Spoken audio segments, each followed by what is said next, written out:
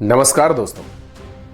Israel और Iran के बीच जो वार है वो काफी तेजी से एक्सीलेट हो रहा है। जिस प्रकार से इजराइल ने ईरान के ऊपर हमला किया है उसको देखते हुए ईरान ने भी इजराइल के कई शहरों के ऊपर जबरदस्त अटैक किया है और इस ऑपरेशन का नाम दिया है ऑपरेशन सीवियर पनिशमेंट या फिर इसे कह सकते हैं ट्रू प्रॉमिस 3। करीब 150 के आसपास बैलिस्टिक मिसाइल को इजराइल के ऊपर अटैक किया गया है, जैसे कि तेल अबीब हो, यरूशलेम हो या फिर इजराइल के जो सेंट्रल एरिया है वहां पर टारगेट किया गया है।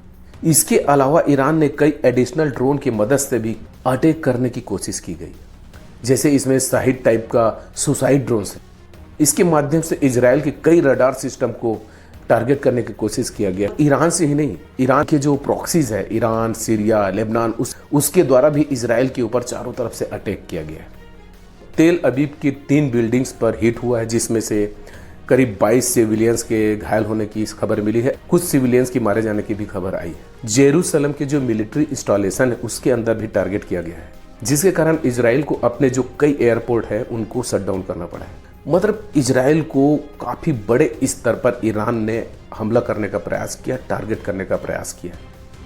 हालांकि उनका multi layered missile defence system activate हो गया है, जिसके कारण अधिकांश मिसाइल को इंटरसेप्ट कर मार गिराया गया है। लेकिन इधर इजराइल ने साफ साफ कह दिया है कि हमने जो अटैक किया है ईरान के ऊपर वह रुकने वाला नहीं। जब तक ईरान के जो न्यूक्लियर फैसिलिटीज हैं उनको हम पूरी तरह से ध्वस्त नहीं कर देते तब तक हमारा हमला रुकने वाला नहीं। इसी वजह से देखिए दोस्तों, 24 घंटे के अंदर अंदर इजराइल के द्वारा ईरान पर दूसरा मैसिव अटैक कल देर रात तक किया जा चुका है। इसमें इजराइल ने ईरान के 200 से अधिक महत्वपूर्ण साइट पर हमला किया है। जैसे कि आप लोग सभी जानते हैं, पिछले कई दशकों से ईरान और इजराइल के बीच संघर्ष चल रहा है, लेकिन अभी जो ईरान के ऊपर इजराइल के द्वारा जो हमला किया गया है वो अभी तक के किए गए हमलों में से सबसे घातक हमला है। इस समय पूरे मिडिल ईस्ट के अंदर एक बहुत बड़ा सा तूफान आ गया है। इजराइल कह रहा है कि वह रुकने वाला नहीं है। दूसरी तरफ ईरान जो भी हो पूरी तरीके से तैयार है और रिटेलिएशन करने की पूरी कोशिश कर रहा है। इजराइल तो जैसे इस बार रुकने का नाम नहीं ले रहा है। उसने इसके पहले द राइजिंग लायन नाम से जो ऑपरेशन किया था उसी का परिणाम हुआ, जिसके कारण ईरान ने इसके ऊपर वापस अटैक किया।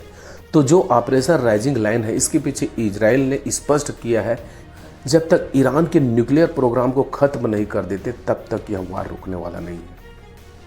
और ईरान के जो प्रॉक्सीज है, हिजबुल्लाह है, हमास है, जब तक ईरान इसको सपोर्ट करता है और इन सपोर्टर्स को, इन प्रॉक्सीज को जब तक इजराइल खत्म नहीं कर देता तब तक ये वार जारी रहेगा। दूसरा यहाँ पर इनका मकसद था ईरान के जो सीनियर मिलिट्री पर्सन है, IRGC के जो मेन फिगर्स है उसको एलिमिनेट करना। तीसरा इनका मकसद था ईरान की जो एयर डिफेंस सिस्टम है और बैलिस्टिक मिसाइल सिस्टम है उनको एलिमिनेट करना। इजराइल का कहना है कि ईरान का जो एयर डिफेंस सिस्टम था उसको कल ही उन्होंने पूरी तरीके से तबाह कर दिया है और रडार्स वगैरह भी उन्होंने डिस्ट्रॉय कर दिया है। दूसरा सवाल यह है कि सीनियर मिलिट्री और IRGC के कमांडर इन चीफ हुसैन सलामी मारे गए हैं। आर्म फोर्सेस चीफ हैं मोहम्मद बाघेरी, वो भी मारे जा चुके हैं। बहुत सारे जो न्यूक्लियर साइंटिस्ट हैं और टेक्नीशियंस हैं उनको भी मार दिया गया है। आप सोचिए दोस्तों, इजराइल के द्वारा जो इतना मैसिव अटैक किया, 200 से ज़्यादा फाइटर जेट्स को ईरान के विरुद्ध इस्तेमाल किया गया है। इसमें US के द्वारा निर्मित F-35 एयर जेट्स भी हैं। इसके अलावा इजराइल के द्वारा जो आर्म्स डोम्स है उनका भी इस्तेमाल किया जा रहा है। इजराइल ने इलेक्ट्रॉनिक वारफेयर भी स्टार्ट कर दिया है ताकि ईरान के जो एयर डिफेंस सिस्टम है उनको जाम किया जा सके, उनको रोका जा सके। और साथ ही जो इंटेलिजेंस एजेंसी है मोसाद, वो भी ईरान के अंदर घुसकर ईरान में ही स्ट्राइक करना स्टार्ट कर दिया है। मतलब इजराइल के द्वारा पूरी तरीके से सारे जो उनके एसेट्स हैं उनको इस्तेमाल करना चालू कर दिया है। लेकिन इसमें भी सबसे ज़्यादा इंपॉर्टेंट है दोस्तों जो उनके न्यूक्लियर फैसिलिटीज़ हैं वहाँ पर आक्रमण करना। ताज़ा जानकारी मिलने तक इजराइल के द्वारा ईरान के नातांज और फार्दो जो न्यूक्लियर फैसिलिटीज़ हैं वहाँ पर आक्रमण किया गया है। 2015 में आपको याद होगा ओबामा के समय ईरान के साथ एक न्यूक्लियर डील हुआ था, joint comprehensive plan of action. उस एग्रीमेंट के तहत अमेरिका के द्वारा कहा गया था कि जो फार्दो न्यूक्लियर फैसिलिटीज़ है वहाँ पर ईरान के द्वारा रिसर्च किया जा सकता है, यूरेनियम के ऊपर रिसर्च किया जा सकता है। लेकिन जैसे ही अमेरिका में ट्रम्प सरकार आया 2018 में, उन्होंने इस डील को पुल आउट कर दिया। फिर उसके बाद 2023 में इंटरनेशनल एटॉमिक एनर्जी एजेंसी के द्वारा बताया गया ईरान दुनिया को बिना बताए चुपके से ईरान के द्वारा हाई इनरिचमेंट यूरेनियम का प्रोडक्शन किया जा रहा है और बताया गया है कि यूरेनियम का जो इनरिचमेंट है वो 83% तक चला गया। और सीधी सी बात है दोस्तों, अगर 90% इनरिचमेंट यूरेनियम का प्योरिटी जाता है तो ईरान के द्वारा आसानी से न्यूक्लियर वेपन बनाया जा सकता है, जिसको हमेशा से इजराइल के द्वारा मना किया जा रहा है कि अगर ईरान के पास न्यूक्लियर वेपन आएगा तो ये हमारे देश के लिए, हमारे अस्तित्व के लिए बहुत ही खतरा है। क्योंकि इजराइल एक छोटा सा देश है, जहां ईरान के मुकाबले इजराइल एक छोटा सा देश है।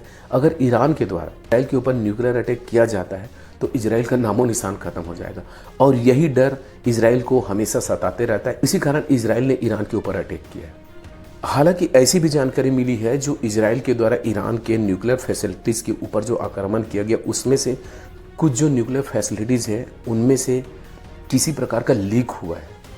इंटरनेशनल एटॉमिक एनर्जी एजेंसी के चीफ के द्वारा यूनाइटेड नेशन सिक्योरिटी काउंसिल को कंफर्म किया गया और बताया गया कि इजराइल के अटैक से ईरान में केमिकल और रेडियो एक्टिव लीक हुआ है। और शायद दोस्तों इतिहास में पहली बार ऐसे देखने को मिला जब किसी वार में किसी देश के न्यूक्लियर एसेट्स पर आक्रमण हुआ है और यहाँ पर कुछ लीक हुआ है। हालांकि जो न्यूक्लियर फैसिलिटीज़ के ऊपर अटैक हुआ है उसमें लीक जो है वो इंटरनल है, आउटर लीक नहीं है। अगर इंटरनल लीक है तो उतना ज़्यादा प्रॉब्लम नहीं है, अगर आउटर लीक होता तो कितना बड़ा प्रॉब्लम हो सकता है आप सोच सकते हैं। और जब कभी भी यहाँ न्यूक्लियर लीक होने की प्रॉब्लम आती तो चारों तरफ हाहाकार मच जाता है, लोग सोचने को मजबूर होता है। जैसे अब यहाँ पर ईरान का जो इनरिचमेंट कैपेबिलिटी है उसके ऊपर इजराइल के द्वारा बहुत बुरी तरीके से आक्रमण किया गया। इस तरह का अटैक ईरान के लिए बहुत बड़ा झटका है। इधर डोनाल्ड ट्रंप का कहना है कि ईरान को जो 60 दिन का वक्त दिया गया था वो पूरा हो चुका है, हमने जो डेडलाइन दिया था वो 13 जून को खत्म हो गया है। हालांकि ट्रंप ने यह भी कहा है कि अगर ईरान अभी हमारे साथ न्यूक्लियर डील करने को तैयार है तो शायद वार रोका जा सकता है। और अभी संडे को ओमान में एक मीटिंग भी होना है, टॉक्स होना है। देखते हैं इसमें क्या बात निकल कर आती है, क्या डील सफल होता है या फिर ये वार और आगे बढ़ता और आगे एक्सीलेट होता है। हालांकि अमेरिका के द्वारा स्टार्ट में मना किया गया था कि ये इजराइल का पर्सनल आक्रमण है, पर्सनल हमला है, हम उसके साथ अभी फ़िलहाल नहीं। लेकिन अभी वर्तमान स्थिति में अमेरिका पूरी तरीके से इजराइल के साथ खड़ा हो गया है और उन्होंने स्पष्ट कहा है कि अगर ईरान अमेरिका के किसी एम्बेसी, अमेरिकन सिविलियन को अगर वो निशाना बनाता तो ईरान को इसके लिए भुगतने के लिए तैयार होना पड़ेगा। अब ये तो आगे वक्त ही बताएगा दोस्तों कि दोनों के बीच न्यूक्लियर डील हो जाता है तो निश्चित है कुछ दिनों के बाद ये सीज़फायर हो जाएगा। लेकिन अगर न्यूक्लियर डील नहीं होता है, ईरान अपने रिटेलिएशन करने के लिए पूरी तरीके से तैयार है और ईरान रुकने का नाम नहीं ले रहा है, मतलब ये युद्ध थोड़ा सा आगे और बढ़ने वाला है। देखते हैं दोस्तों क्या होता है। तब तक के लिए जय हिंद, जय भारत।